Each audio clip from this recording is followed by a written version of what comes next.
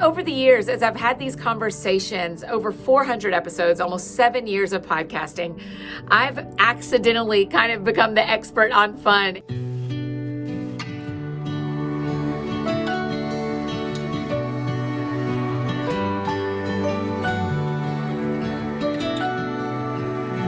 Hi, I'm Annie F. Downs, author of That Sounds Fun and the host of the That Sounds Fun podcast.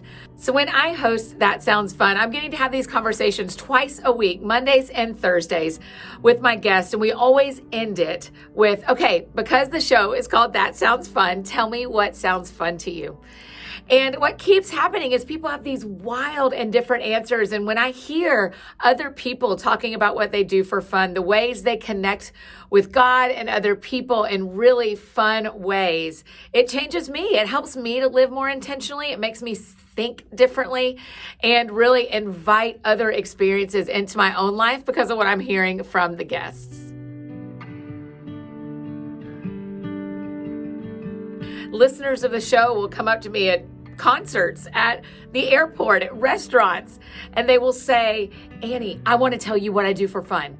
And I love it. And they always say, oh, I'm not sure my fun is fun enough, or you might think this is weird, but no, I don't ever judge your fun. If you think it's fun, I believe you. I think for everyone, it can be really hard to find the good in a bad day, or to find moments of joy when you're going through a struggle or a challenging time. All of us have bad days, and all of us have sad situations that come into our lives. I mean, Jesus said, in this world you will have trouble, but take heart, for I have overcome the world.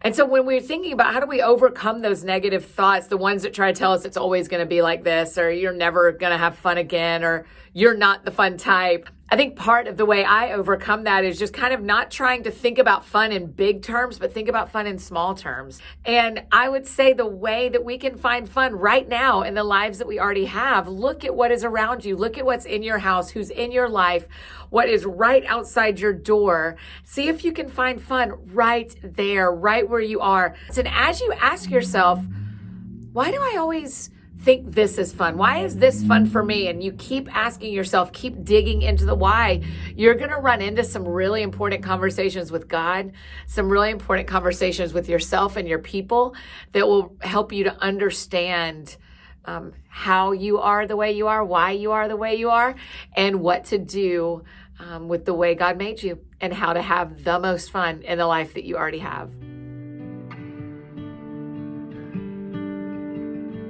I think one of my favorite things about God is the reminder that it's His joy that is our strength.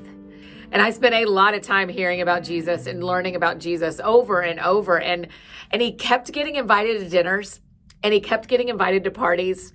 And when people planned their weddings, they wanted Jesus and His friends there, and kids loved being around Him. And so what I see when I read through the Gospels is that Jesus was pretty fun. I love thinking through what Jesus did for fun and what it looked like for Him to rest and to be with His people. And my faith over the last couple of years, especially through what I've journeyed through, has opened up in a new way and created in me this love of quiet and rest and peace and just changing my perspective. It feels like in the last year or so, as I've thought about fun, as we've had this pandemic in our lives, and it's changed all of our lives, my faith has twisted and turned, and the kaleidoscope view is different than it was. And I'm really thankful. I think there's a lot of, it says that eternity is set in the hearts of men. There's a lot of what God has for us when He makes all things new, that His joy and His glory and who He is, that joy is in us too. And we get to live out of that. What a gift that Jesus would be that near and that good of a friend to us. Here's an excerpt from Jesus Calling, March 2nd, that I hope will encourage you today. As you come to me and take my yoke upon you, I fill you with my very life. This is how I choose to live in the world and accomplish my purposes. This is also how I bless you with joy unspeakable and full of glory. The joy is mine and the glory is mine, but I bestow them on you as you live in my presence, inviting me to live fully in you.